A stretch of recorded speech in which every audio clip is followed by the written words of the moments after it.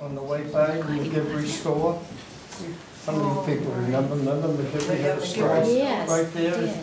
You turned in the hospital road, it was the first building after you went by the Liberty Center. The next one. Right, but those kids were lucky because they had school buses. Yeah. Oh, yeah. Remember, we envied them, so. Oh, yeah. Right. The orange bus and the green bus. Yeah. I always wanted to move to Harding so that I could take the bus. Right. Oh, you take the bus to school.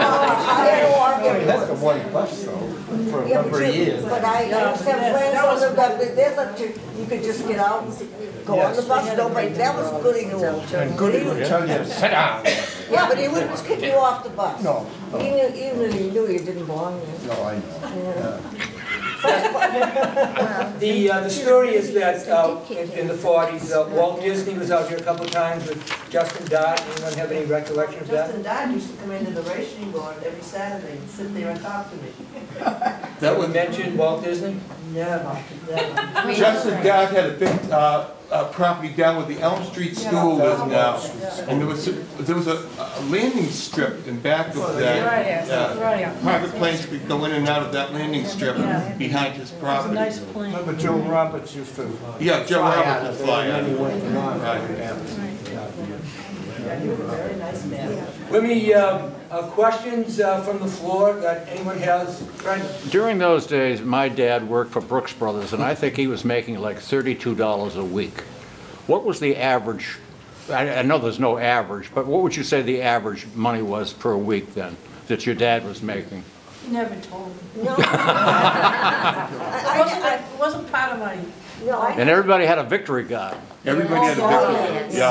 Yeah. but I never knew what my had dad was. I didn't chickens, even too. think, what did my father make? Well, they didn't talk to you kids in those days. No, it was, They didn't tell you- everybody was about to say, They were very no, private. They everybody. didn't talk about money. There wasn't. I think that was probably probably the norm in those days was like Right, 30 yeah, bucks a right. week or something. 30 bucks a week, yeah. Yeah. I have no idea. Other questions? Maybe just some last thoughts, last memories you have of what it was like here in Medfield in the 40s. I thought it was interesting looking in the police blotters through the different years, the number of pigs, for example, that the police would get put in the town pound, goats being hit. So there must have been a lot of still farm animals and still farming community here in town, no? Of course, they had a big farm down in Plain Street. Plain Street, off Yeah. 27. Yep. And We the had a daughter little- there was a friend of mine, and I used to think it was a big excursion to go down there, have my bike down, play on the farm all day. A big farmhouse. Peter, last thoughts, anything you remember?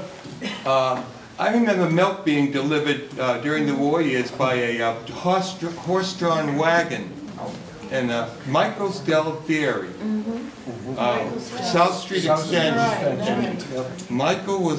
Michael Kelly and his wife was Dell, a big woman. Del Kelly. Dell Kelly, yes. She was a graduate of Wellesley College, and they had a dairy farm down there, and they delivered milk. Mr. Webster, Carl Webster was the manager, and Jackie Webster was in and the Webster family was in, kids were in school with us, and we remember them delivering milk by horse-drawn wagon. I remember that, Father. Fish and ice. My sister was, Iceman, Yeah, the ice. Ragman.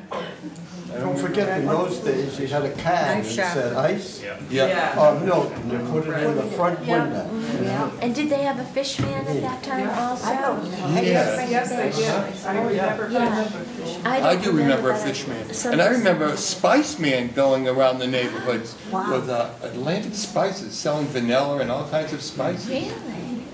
I remember an organ grinder who had a monkey. And my great aunt, they wanted money, and she was pretty old then, so she didn't go downstairs much.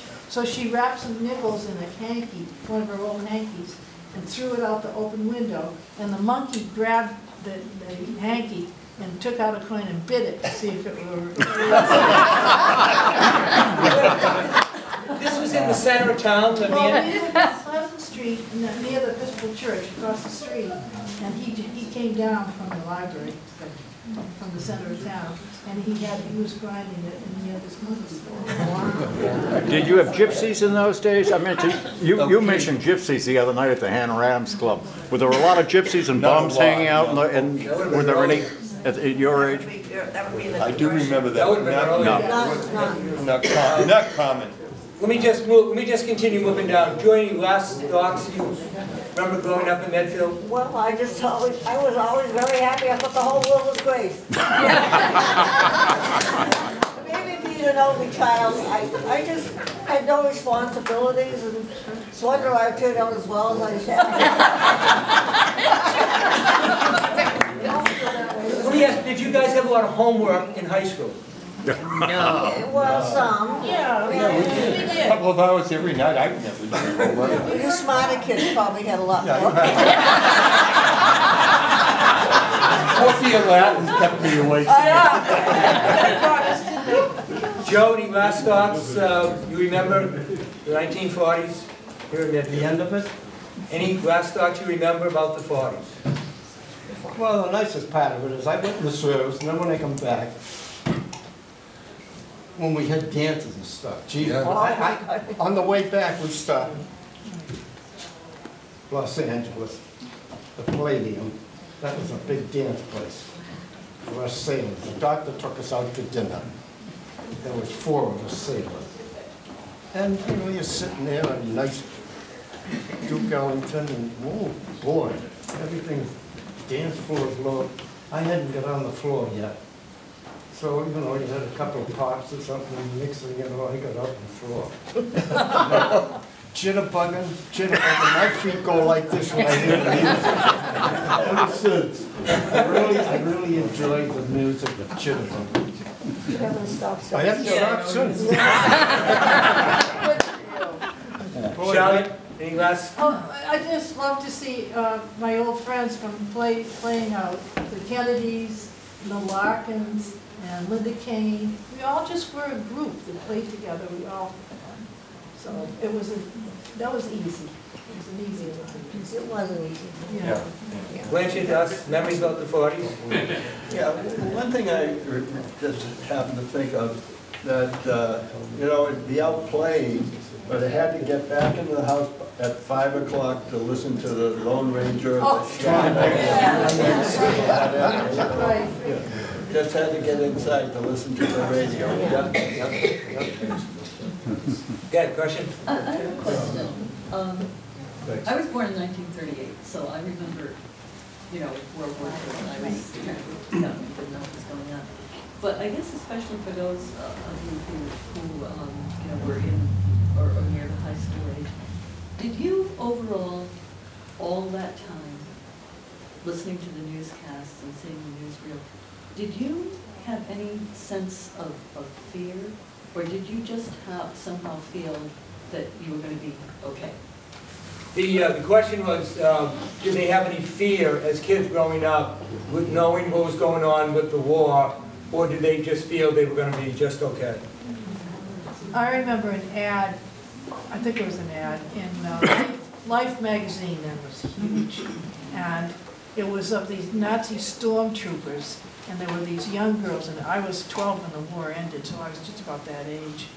And they were looking at them, you know, like sizing them up for, I get, whatever. Use your imagination as to what they were going to do with them. And I remember really being worried about that. And then getting tar on my feet. When I take kids at Martha's Vineyard to the beach, we would get tar on our feet from subs that had been sunk, and it would float in. And you sat and you get it on your bathing suit and stuff like that. I remember, and that worried me because I thought there must have been men who died on those ships. Right. How old were you then? Oh, 10, 11, 12. I was 12 when it ended. I was 7 when it Yeah, began. so you would have more of a sense of taking things in. Well, yeah. That were outside. Yes, Yeah. see, because I grew during that time, so Yeah. it changed for me, right.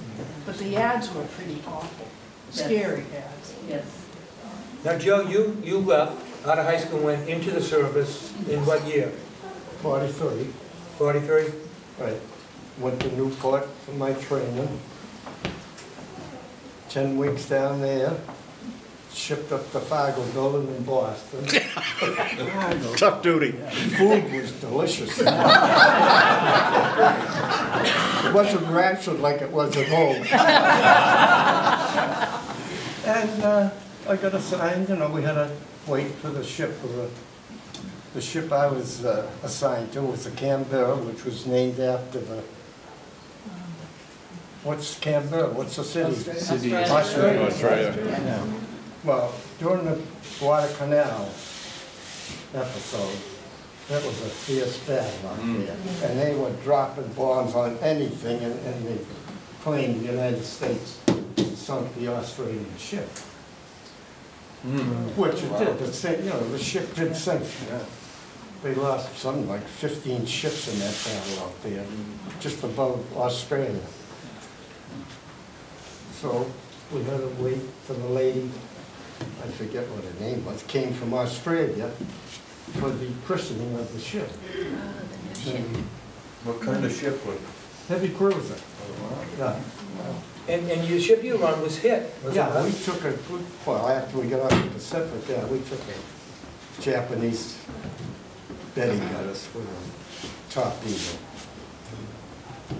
And we stayed in the water for 3 days because they figured they could bring them out, which they did. They left us there in the Houston, which got hit the next day.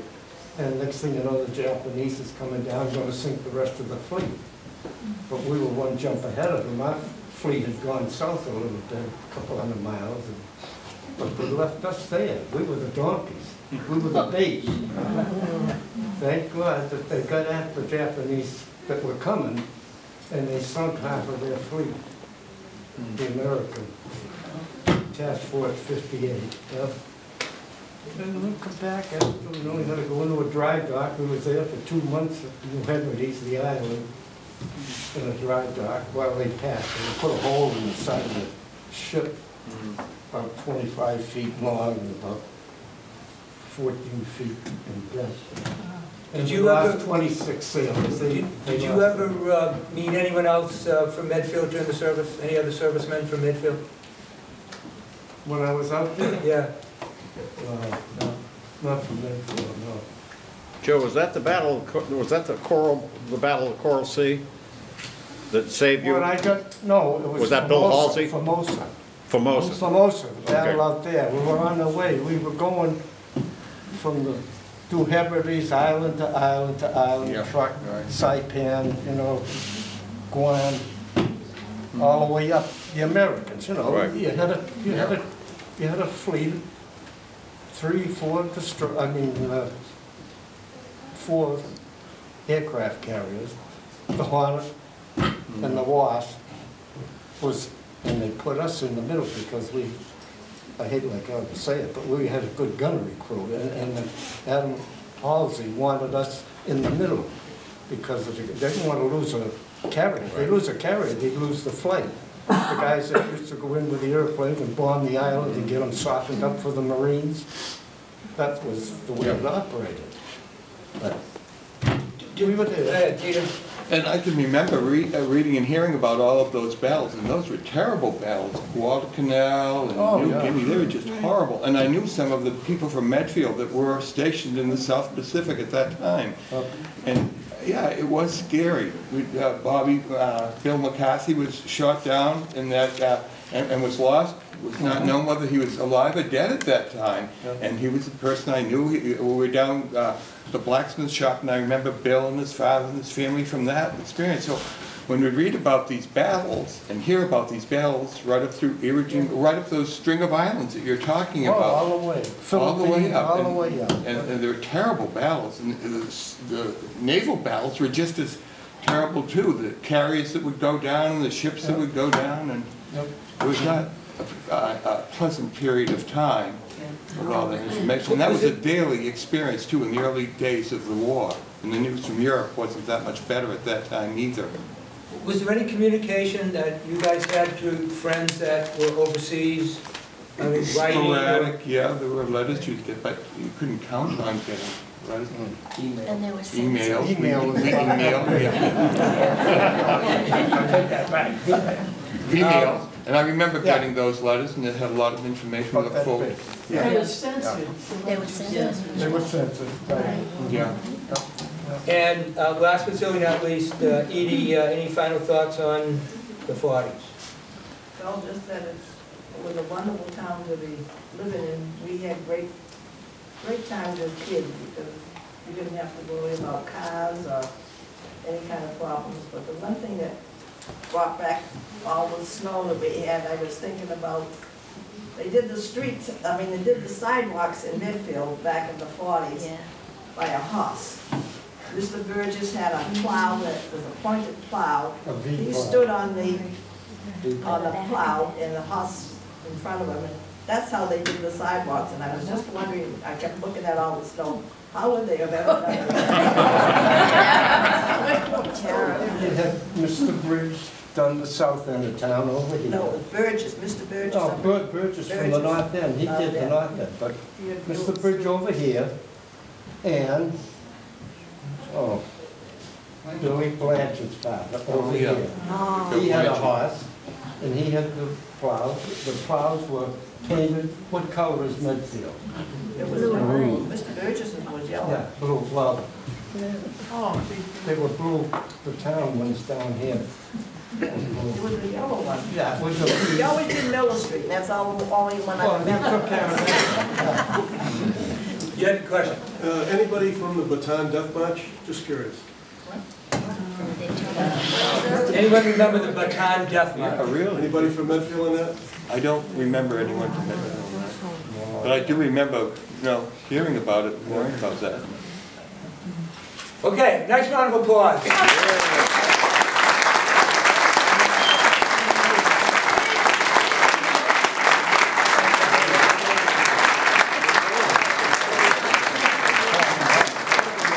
Plenty of refreshments that are up here. Thank you so much for coming. There's all kinds of displays you can look at.